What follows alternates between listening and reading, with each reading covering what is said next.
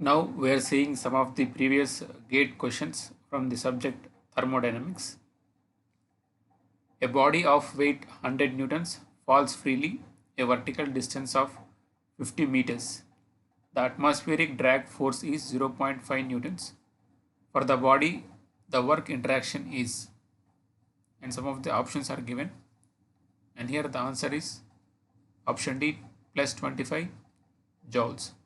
So why? Because here the work done is will write the force into distance. So here force means the body is moving against the atmospheric drag force. So the force you have to substitute here is 0.5 and distance 50. So means the body is moving against the drag force, means this force is the actual force for the work direction. So this force you have to take. So zero point 0.5 into distance is 50. So we'll get 25 joules. And you see the next question.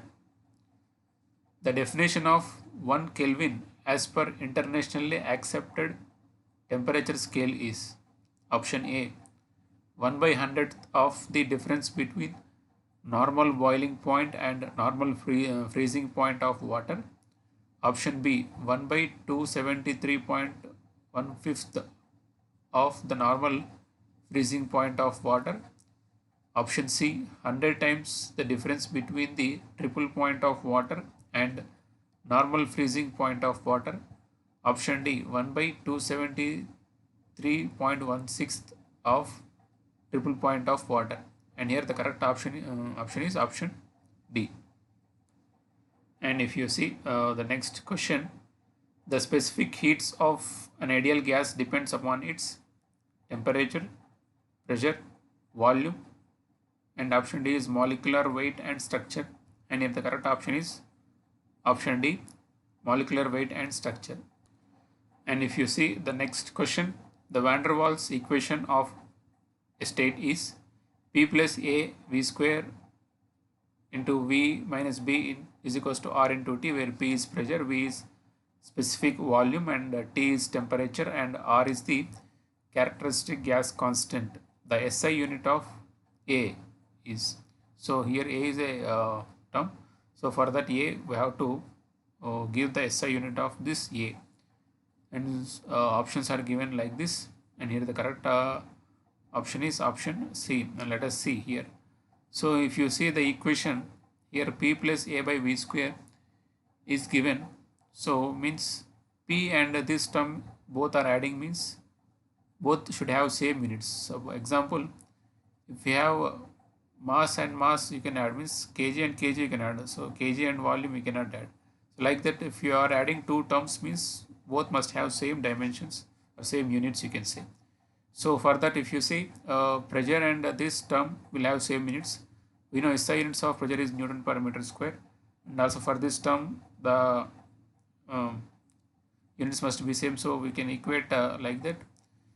So if you see, if V is given as a specific volume or volume per unit mass, so it is meter cube per kg, and square is there. And if you just simplify here, we can write Newton as kg meter per second square. How? Means we know Newton is the SI unit of force, and we can write force F is equals to ma. M means mass is kg, a means acceleration due to gravity, meter per second square. So we can write in the place of Newton this term, and meter square is as it is. And if you just simplify the next step, it is meter power 6 and kg square. And if you write for a, so this is multiply here. So kg meter second square, meter square is like this, and this will multiply here. It is meters power 6 by kg square. And if you simplify here, so this is meter power 7, and this meter square means meter power 5.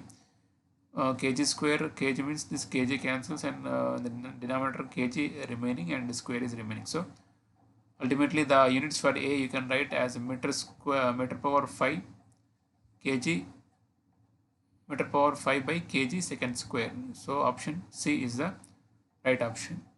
And if you see the next question, an isolated thermodynamic system executes a process. Choose the correct statements from the following. no heat is transferred. Option B, no work is done. Option C, no mass flows across the boundary of the system.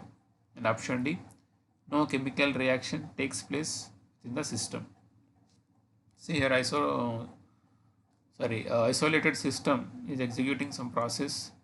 So isolated in the isolated system, when it executes a process, so there is no interaction, and also there is no work interaction, and there is no mass flow within into the system or out of the system, but within the system chemical reactions may takes place.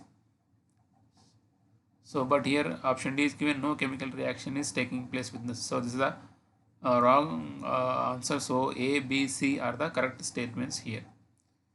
And if you see next question here, so here data is given. For the data, two questions are given, and let us see the data here. A football was inflated to a gauge pressure of 1 bar when the ambient temperature was 15 degrees centigrade. When the game started next day, the air temperature at the stadium was 5 degrees centigrade. Assume that the volume of the football remains constant, that is at 2500 centimeter cube. And here first question for the data is, the amount of heat lost by the air in the football and the gauge pressure of air in the football at the stadium respectively. And some of the options are given, and here the correct option is option D. Let us see the answer. See, if you see the given data, pressure is given 1 bar, or it is 100 kilopascal. 1 bar is 100 kilopascal, and if you are solving for heat loss, you write dq is du. So why? Because volume constant. So you can write, when volume is constant, you can write dq is du.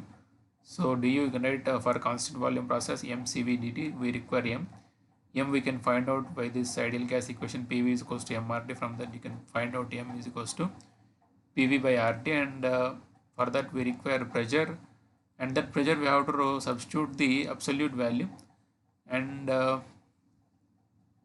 but here the gauge pressure is given, so by converting that gauge pressure into absolute pressure, so P1 means we have to take absolute pressure, but gauge pressure is given 1 bar or 100 kilopascal. So for that, if you add the atmospheric pressure, we'll get the absolute pressure. So 100 kilopascals plus atmospheric pressure 101.325 kilopascals. So finally the initial pressure is 201.325 kilopascals. This is the absolute pressure. Next, the temperature is given 15 degrees centigrades in the first condition.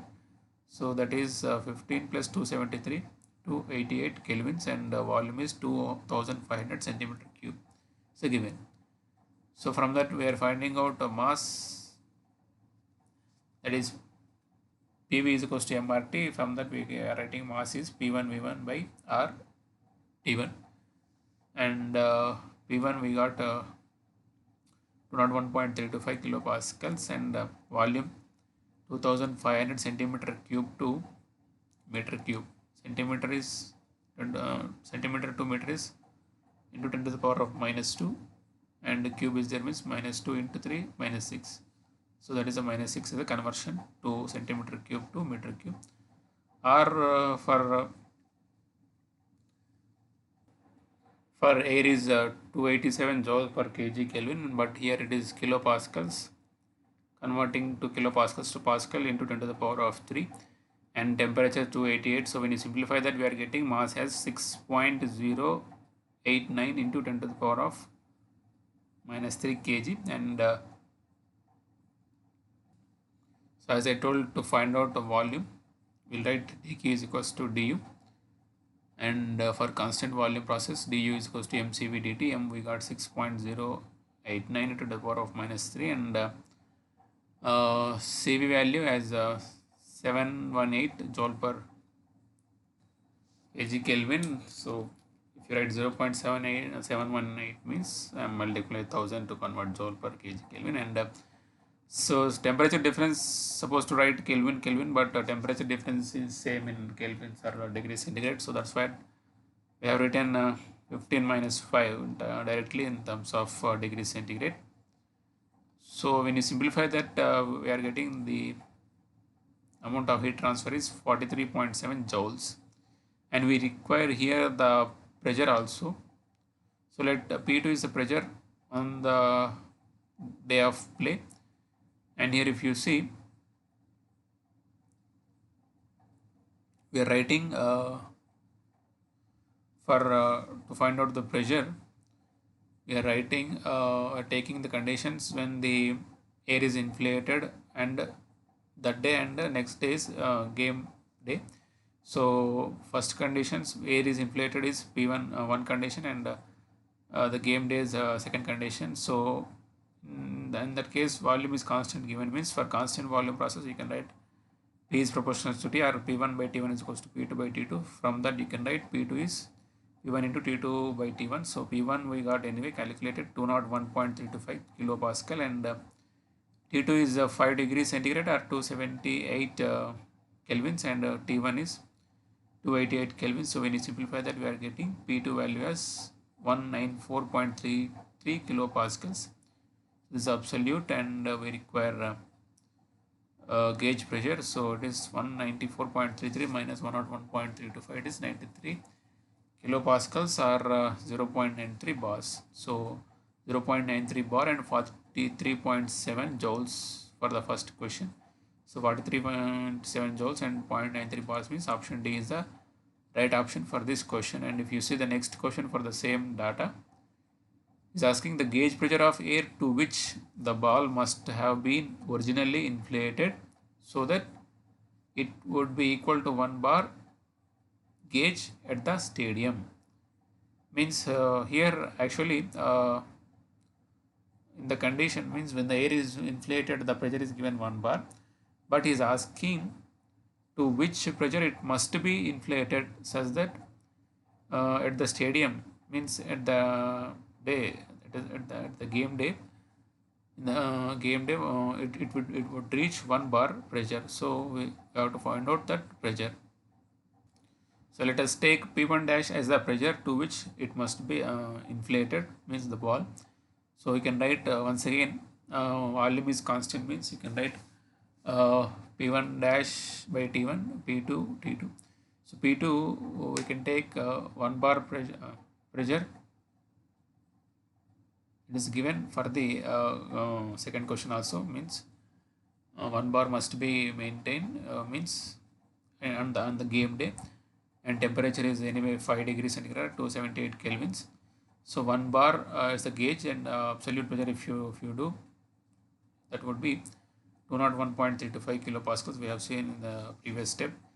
And the T1 is the temperature, 288.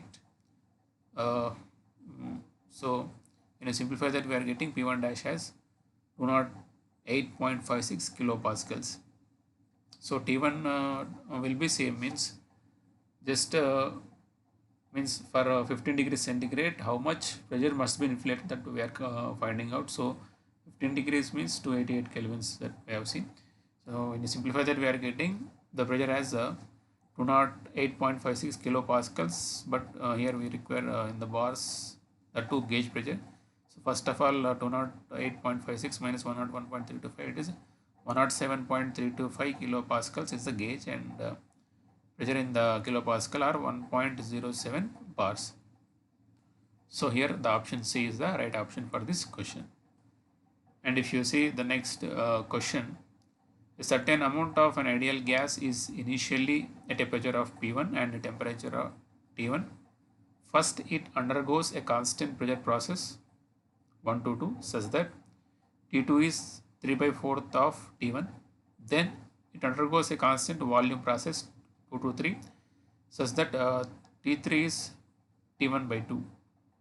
So here it is asking the ratio of final volume to the initial volume of the ideal gas is, and some of the options are given. And if you see here, for process 1 to 2 is the constant pressure process given. For constant pressure, you can write temperature is directly proportional to volume, so you can write V1 by V2 is equals to T1 by T2, or V2 by V1 is T2 by T1. So T2 is 3 by 4th of T1 if you take initial temperature as T1. So, and once again T1 is initial temperature, that is T1 only. So this is 3 by 4th, that is V2 by V1. And the second process is constant volume process. So means 2 to 3 is the constant volume, means V2 and V3 are same. So if you got V2 by V1 as 3 by 4th, so in the place of V2 you can write V3 because constant volume process V2 V3. So the V3 by V1 will become 3 by 4 also. So here option B is the right option for this question.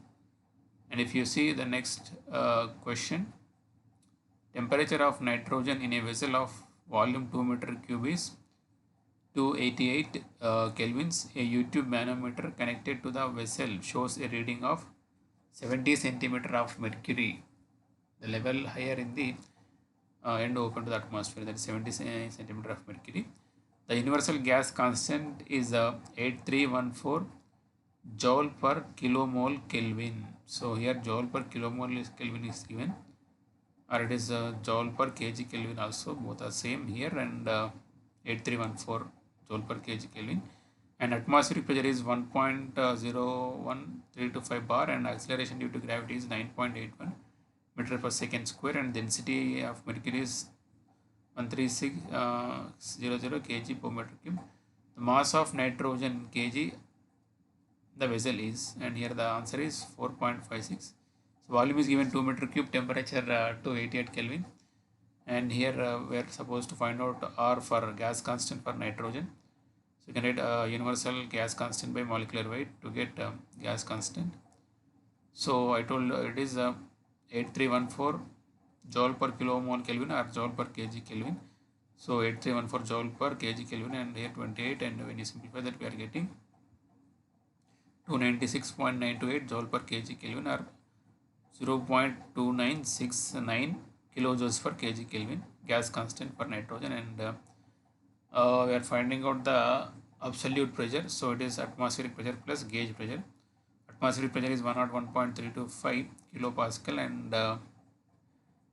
it is given pressure, gauge pressure is given 70 centimeter of mercury. So that converting 70 centimeter of mercury to the in terms of kilopascals. So 76 centimeter of mercury is 1 atmospheric pressure, that is 101.325 kilopascals, and such that we are converting this 70 centimeter to the kilopascal. So this is the conversion, and in a simplifier we are getting the absolute pressure as 194.65 kilopascals.